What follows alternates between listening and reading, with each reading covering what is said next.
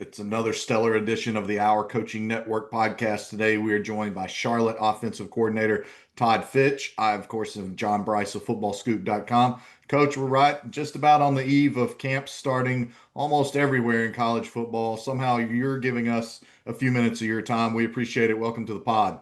I appreciate you guys having me on. Yeah, it's a busy time, no doubt.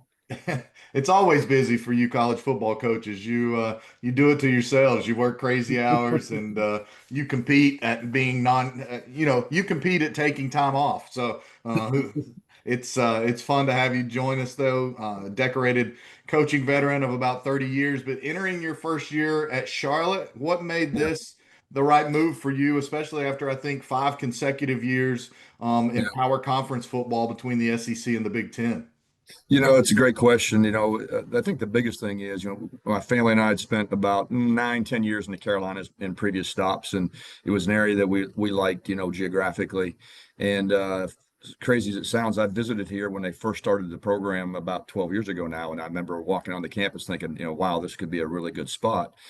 And then you add Coach Albin to the mix. He and I had never worked together, but we had some mutual friends, and had a lot of respect for him, what he did at Ohio University. That's a hard job, and obviously did a great job there. And everything just kind of added up. And I've had opportunities to come back and coordinate over the last few years, like you mentioned, and I just felt this was the right time. And it's always tough to leave. I had a great situation at LSU where I was at, working with great people, and had Garrett Nussmeier coming back, and so that was tough. But it's been a great transition. We got a lot of work to do, but it's been fun every day to come to work and try to put this thing together.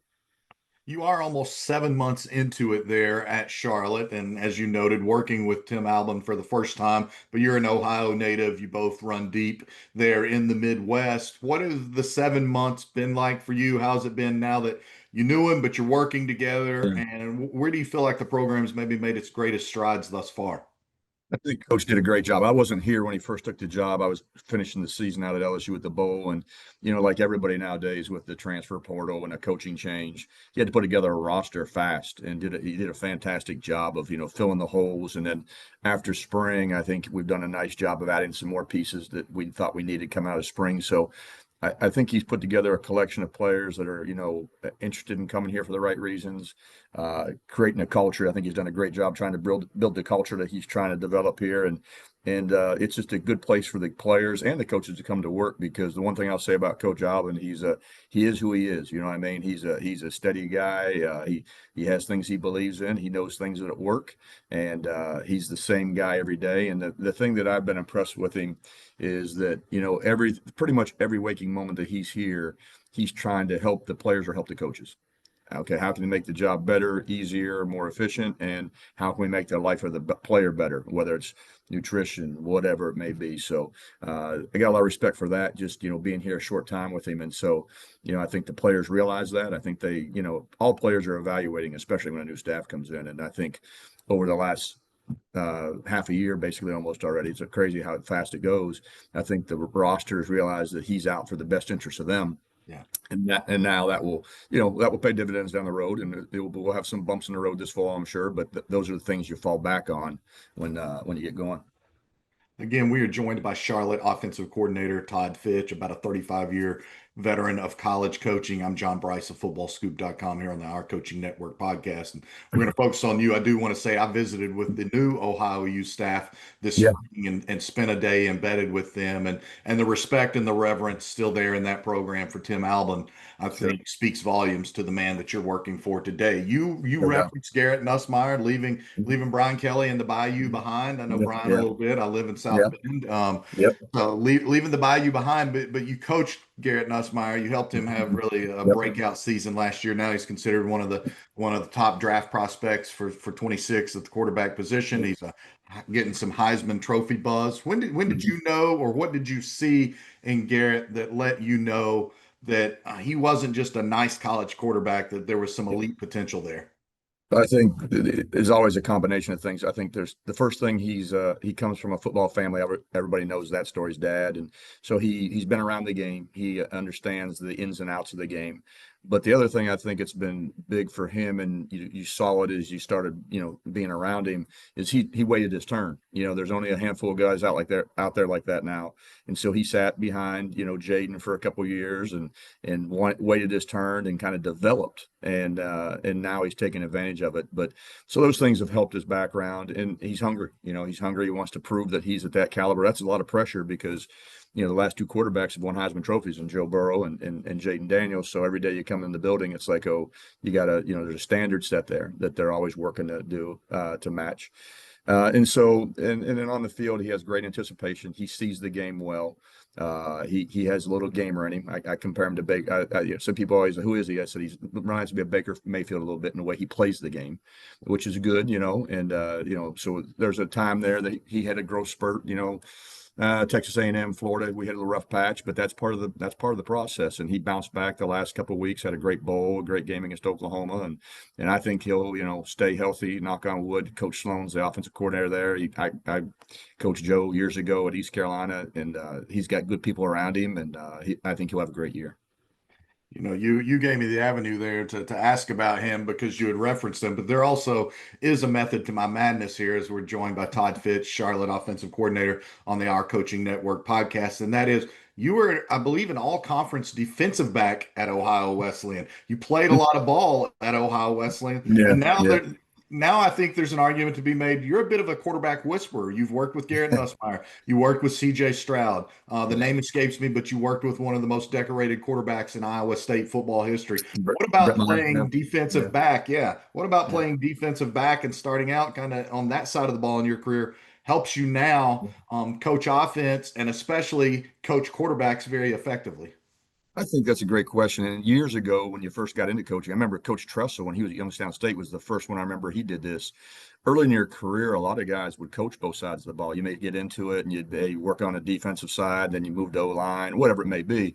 And I just think when you have a background, whether you played it or you coached it at earlier stops in your career, you understand kind of the ins and outs and what makes things tough over there, what they're looking at, and so as you're talking, especially quarterback play, coverage recognition, weaknesses or strengths of coverages, you have a little bit better background in it sometimes.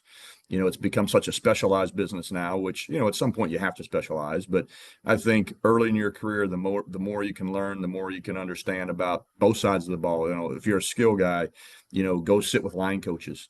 Young coach at Ohio State who's coaching the tight ends now, Keenan Bailey, I think is one of the greatest examples of that. He was with receivers. He came in the quarterback room a little bit. Then he sat in the line room as he transitioned to tight ends. And I use him as an example because, that's a smart play. Nowadays, I'm a DB guy. Well, I'm a line guy. Well, that you're going to be that. I get it, but it makes you a lot, I think, more versed coach when you can understand a little bit more than just that individual position.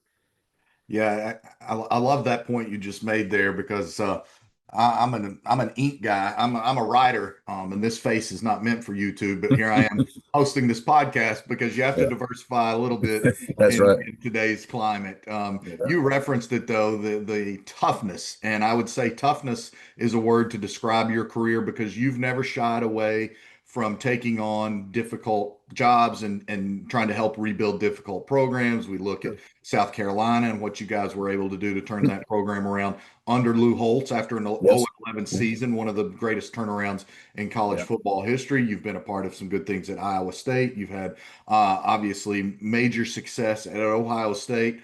And now you're tasked with another situation there at Charlotte as offensive coordinator, Todd Fitch, to help turn that program around. What do you like about those challenges, and what do you bring with you into Charlotte that you learned from those previous rebuilding jobs that you've helped with? I think that's a great point. You never stop learning. You do it a long time, but I was talking to somebody about 2 or 3 weeks ago about coaching in general, and I said I'm a much better coach now than I was 15 years ago. And sometimes the way the profession has happened, it's a younger man's game. It's recruiting, but at the end of the day, you have to be able to solve problems. And the more you experience, the more you see, the better off you are prepared. So, obviously you take all those things that you talk about, in rebuilding and being around, you referenced to South Carolina. We took over a 1-10 team and took them all the way to 0-11. That was our running joke. That maybe everybody talked about the second year was the great at that point was the highest turnaround ever in the history of college football. We went to the bowl the next year, but nobody talks about the first year we went from 1-10 to an 0-11 season. So, you see some things, and boy, when you're going through it, it's hard. But I think it just builds your background. You have maybe a little bit more patience. You understand when to press and when to take a deep breath. And I just think the more knowledge and the more you can experience it, it certainly makes you more prepared to handle those situations. So everyone's different. And the biggest challenge for me is I've coached against a lot of these teams in years past that are in Yeah. this conference, but it's been a while. And so people always say, "Hey, where do you think you are? How are you going to be?" I said, "I know how our players are. I know how hard they're working, but I don't have a real good gauge. How do we compare to Tulane, or how do we compare to Memphis, because I haven't been on the field with those teams in a long time." So that's going to be the interesting for me when we sit down and start diving into tape and just see how we stack up, personnel wise, and then what can we do to give our players the best chance to be successful on Saturday.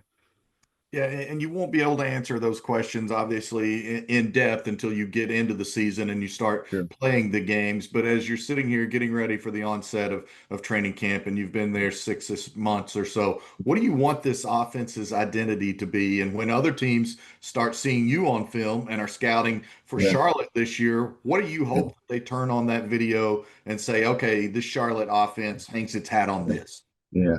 Well, the thing we talk to our guys about is when you press play, because everybody's a well-known statement. Your video is your resume.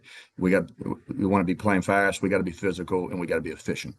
Now, that if you press play, I don't care if you're running an inside zone or throwing a four verts. You want to be fast. You want guys physical and flying around, and like I said, it wants to be well timed, well precisioned out. And that's the adjectives we want our guys to play with as we turn on the tape. But I think it's a blend of you know you say balance. It's not balance. You have to be able to throw the ball nowadays. You can't win without throwing the ball unless you're just going to run the wishbone or something, option football. So we're going to have a very aggressive mindset with our play action RPOs, combined with a really good solid drop back game. But at the end of the day, that's all good, and we'll be a great passing team because I pride myself on that. But at the end of the day, we have to be able to run the ball, and to win a championship, you have to be able to run the ball. You have to be able to run the ball in the red zone and finish games, and that's going to be our challenge. And so, as we put this together, that's kind of our mindset as we get into it, is to develop that toughness. And I think it's more mental toughness, especially when you take over a program. It's the psyche of the guys. We've had guys here. We have a center who's a heck of a player, Johnny King, been a starter here, I think 3 years. He's been through 9 position coaches, 3 head coaches, things like Yeah. that. And that's the same thing when we took over South Carolina, that, the players, they have to have a belief, but to have belief, you have to see yourself improving. And so it's a kind of a two-way street. So our job is to making sure they understand that here's the pathway to success. Here's the plan to get successful. And now we got to show them increments of improvement to play the way we talked about. you know, um, Really appreciate you sharing with us there and giving some insight there. And I want to follow up again. We're joined by Todd Fitch, associate head coach for Tim Albin in his first year at Charlotte, and the 49ers offensive coordinator, John Brice of FootballScoop.com here on the Our Coaching Network podcast. I want to follow that up though and ask, like you referenced toughness and you referenced mental toughness. How do you teach? How do you put into effect that mental and physical toughness, but also playing with that efficiency that you spoke about? Yeah. I think the biggest thing is, it's the way you train. Your off-season program has a lot to do with that. And, your strength coach, that's why the strength coaches are so important. But once you get into the teaching phase, the progression of your teaching is critical for the efficiency part of it, so that they have a really good base for what you do. But then you have to put them in as many competitive environments that you can, just so they feel those stressors. There's always that, not that doesn't mean you're running, and beat the heck out of them every day in terms of physicalness, but they have to be put in situations where they have to make decisions, make quick decisions, handle stress, be in tough situations, and I always say, hey, give me one drill I can do every day of the week. I said, give me 2 minutes, because there's conditioning, there's communication, there's decisions, there's, you know, got to make plays when the game's on the line, and and you see guys how they handle that. So you try to put them in environments like that, and eventually the guys that step forward are your guys, and even but that's a learned behavior somewhat too. And so the guys that are struggling with it, once they see success, you'll see them grow and start believing also. The teams you've had, the great quarterbacks you've had, the success you've had at a number of different places in coaching for 35 or so years. I want to follow up that and ask, not necessarily physical talent Mhm. or a great player, but what are some of the other intangible traits that you've noticed through the years that make a team good in 2 minutes? You just talked about that being the one thing you want to be able to work on every day of the week. So what are some of the hallmarks that you believe are characteristic of good 2 minute offenses? Teams that communicate well, they have that connection with the O line to the quarterback, obviously the quarterback to the skill guys on the perimeter. So there has to be a great communication piece there, that they're all kind of working together and able to quickly process information and handle problems. You have to be a problem solver. At this game, especially the way the defenses play, if you're not a problem solver, it's awfully hard to, especially play quarterback. You can't play quarterback if you're not a problem solver, but at numerous positions. So I think communication is critical. And then there's got to be that mental edge to you, that idea that, hey, at Ohio State they called it competitive excellence. I think that started with Coach Meyer, and it's still in the program. That, hey, when your number's called, you got to be able to make the play. You got to step up and make the play. And there's different, terminology. People use different verbiage for that, but you'll develop. The old saying, some do, some don't. And you'll find those guys, and it becomes infectious, especially when you have a great skill player that makes plays, and then maybe you have a young guy that's got a lot of talent that doesn't have a lot of confidence. Then he sees that, and it can spread throughout your unit. And so, but I think communication is a big piece, and just the idea, the way you train, the way you work every day. That, hey, I know it's going to be hard, but when they need me the most, I'm going to make my play. You guys are a brand new regime there at Charlotte again as we visit with Todd Fitch, Charlotte offensive coordinator, associate head coach. You play August 29th, a Friday night game Yeah, there in Bank of America Stadium, home of the sure. Carolina Panthers, against App State, really a regional rival for sure. I think the two Sure. towns, I'm an East Tennessee native. I've been in both towns, Yeah. separated by 100 miles, 115 Yeah. miles, something like Yeah. that. When you open with a game like that, have you noticed it's helped you and it's helped this coaching staff have the players really dialed in and eager when it's you're opening against somebody that there are going to be a lot of eyeballs on that game and there are going to be a lot of people in the stands. Yeah, no, it's really a great thing for us. I think, sometimes you say, being a new regime, like you mentioned, maybe we would like to have an easier opener, to get our feet under us. But you know what? Let's go find out where we're at. They have a new staff. Coach Loggins is up there, and he's doing the same thing we're doing right now. And I said the day we got the job to the offense, we're basically in a race. We're both got the same amount of time. We both are in the same situations. We both took transfer quarterbacks. One was with me at LSU, actually, AJ Swan. He'll probably be their starter. So I coached him last year. I'll tease him about it. But anyway, so I think it's a good thing. And as you mentioned, in Bank of America, it's a national TV game. So it's a good thing. They have a lot of history and tradition, kind of a side story. My son played at App State for Scott Satterfield. So I know a lot about it, so, I know all about it and everything. So I understand it. I get it. And then what's crazy about our schedule, week 2, we come back home and we play North Carolina. So we never leave the state the first 2 years. And we have Coach Belichick coming here week 2, and obviously the new staff at App State week 1. So it's a great openers for us. I think they're tough, challenging games, but we'll have their attention and we'll find out where we're at. And it's a long season, and we just got to put our best foot forward, prepare as hard as we can, and whether we win those games or whatever, we just understand it's a long haul. And the end of the day, we want to be playing our best football in November. And and we get down to the end. I think we end up with Tulane, who's probably going to be the conference favorite, and that'd be a heck of a game to hopefully get down there and have a great ball game against them as you look at the big picture. Great stuff there. Yeah, nobody be talking about that Belichick guy and what he's doing. No Yeah. headlines there. I didn't write about him yesterday on FootballScoop or anything like that. So no, I love that. Plus, obviously, you and Coach Loggins share South Carolina commonality Yep, in your that's right. We background. played them last year and we had a heck of a game. They probably should have beat us. That was a heck of a ball game, and they had a really good team. And we went over there week 2 or 3 or something like that, and we ended up winning. But it was a hard fought game, so it was a heck of a ball game. And I realize I'm jumping around a little bit, but one of the greatest privileges of my career, and the podcast is not about me, but I got to sit in a skybox at Notre Dame Stadium last year and watch the Notre Dame Louisville game with Lou Holtz, and then write a story about spending the day with Coach Holtz and just how active and how sharp he mentally still is. And I still remember him saying at halftime, like, we don't let them score coming out of the break. We're winning this football game. Yeah. And the wisdom, his wisdom transcends. I wonder what's your favorite memory, or what are a couple of favorite memories, and maybe even a funny story of your time with Lou Holtz as you guys were helping turn around South Carolina. Yeah.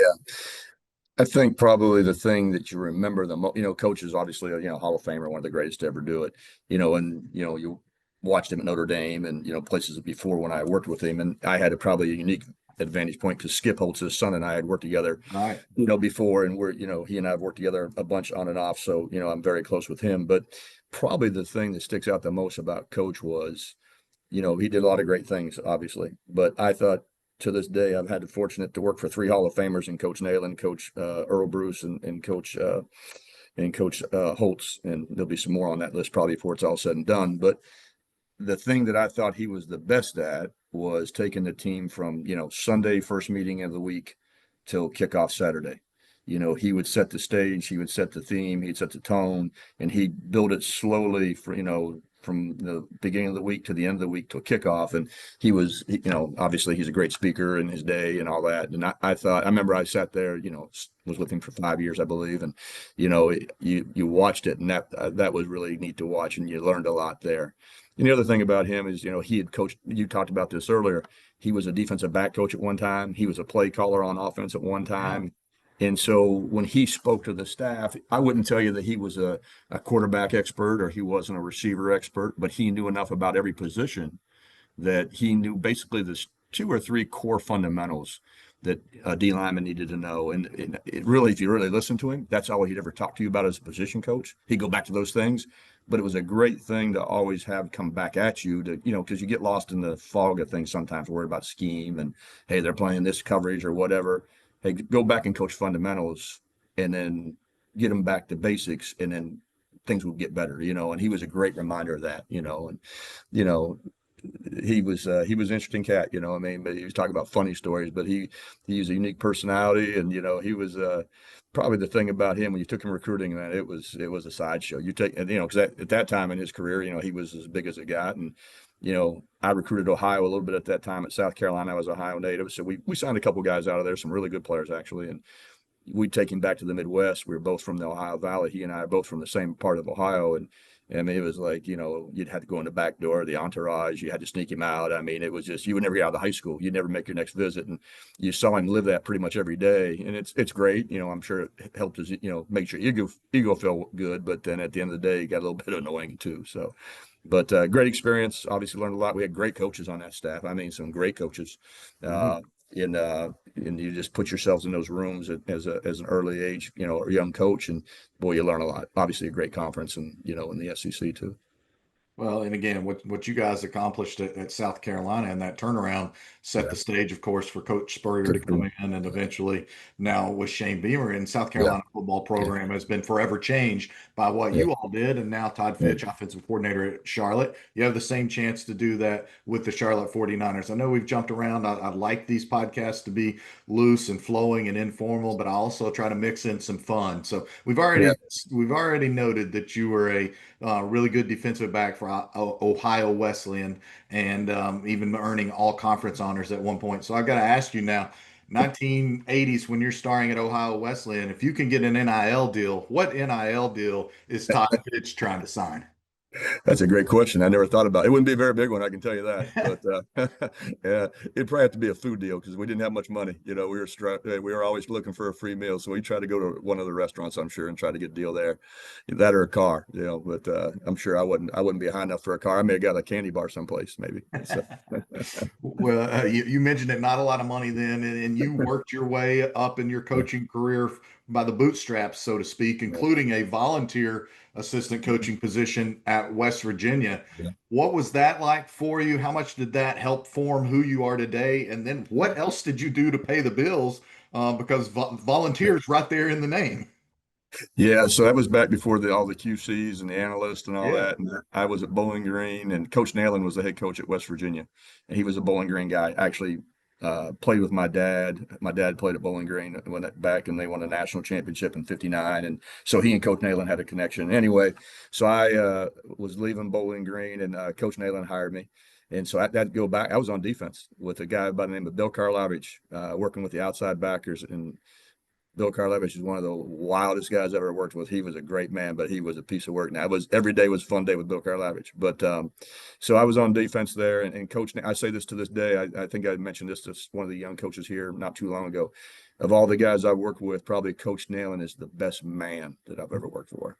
And he treated, every player, he pressed guys, but he truly coached those kids like they were his. He would punish them, he would, push them, but yet he loved them, and they knew that. And that's one thing I took away from that experience with him. And I was only there a short time because I was there, and I went and I was working with the defense, and I left Bowling Green. I was a GA at Bowling Green previous to that. And a guy that I worked with at Bowling Green by the name of Mark Miller, who was a great player. He was a quarterback coordinator there. He got out of coaching, and they called me and hired me back. That was my first full-time job. I went back. I was only at West Virginia, I don't know, 6-7 months, something like that. And I remember going to see Coach Nalen and say, Coach, I really don't want to go back. I enjoy it here. They just come off the national championship game against Notre Dame. And he goes, why'd you come here? I said, to become a better coach and get a job. He goes, well, they just offered you a job. Go. So he gave me my first bit of advice there. And so I ended up going back to Bowling Green fairly quickly. But it was a great experience being around Coach Nalen. He was, like I said, he was as good a man that I've been around on a day-to-day basis as a head coach for sure. Coming to near the end of the latest Our Coaching Network podcast, John Brice of FootballScoop.com, as we're joined by Todd Fitch, offensive coordinator, associate head coach for the Charlotte 49ers. You referenced it, your father playing at Bowling Green, you played in Ohio, your son played college football. What kind of pride does that make resonate within you that this football has been generational No, and far beyond the field for your yeah, family? And just what are those memories like for yeah. you to have that? It's funny. It's in my immediate family with my wife and two children. It's like it's just who we are, and sometimes you take a step back. It's not normal, but it's who, like you said, it's who you are. It's what I came up around, and when I decided to get into coaching, it was one of those deals. I looked around and I tried to think, well, I'll do this, I'll do that, and I just knew I always wanted to be involved with the game somehow. And I put my foot in the water, so to speak, and I got into it and loved it, and I've always enjoyed it. There's, like you said, it's not always been easy. I haven't had, some of the jobs have been hard and they've been, tough places. But the one thing I'll say, like people say, what's the best place you worked at? Well, obviously, getting a chance to be around Ohio State or a place like that or South Carolina, those are great. I mean, don't get me wrong, that was fantastic experience, great coaches, great people. But, when I worked at East Carolina with Skip, that was a unique place. At that time, we were the best team in the conference. We won back-to-back. I mean, that's as fun as I've ever had, because everybody says, what's a great job? A great job is one you can win at, and that there's support and everybody's aligned, whether that's in the AAC or the SEC or the Big Ten. You can go in the Big Ten, and if not everybody's aligned and you're getting your butt kicked every week, that's not a great job. And so those memories are throughout. Some of the best stops we've had, or with the people you work with, and is the university and the support that's around you, all aligned and trying to reach one goal to make the best program you can. And those are great experiences. But yeah, it's been in our family, to this day, my wife will sit down and watch, game day till it goes off at 1 o'clock in the morning. She enjoys it. And so we've been very fortunate that we've been able to kind of, my son-in-law, my daughter got married last year, and he's a sports fan, but he didn't grow up in a football family. And I think he thinks we're nuts, because my mother-in-law watches game day all Saturday afternoon. So it's I definitely love it. I love it. Some great words of wisdom there about what makes a good job in college football, and some fabulous insight for what the game has done for your family. Coach, we're so grateful for having you join us here on the latest Our Coaching Network podcast. I appreciate you having me on. Absolutely. Once again, Todd Fitch, Charlotte offensive coordinator, former star defensive back in college. Now he's the quarterback whisperer. I'm John Brice of FootballScoop.com. This has been the latest Our Coaching Network podcast. Until the next one, enjoy this one.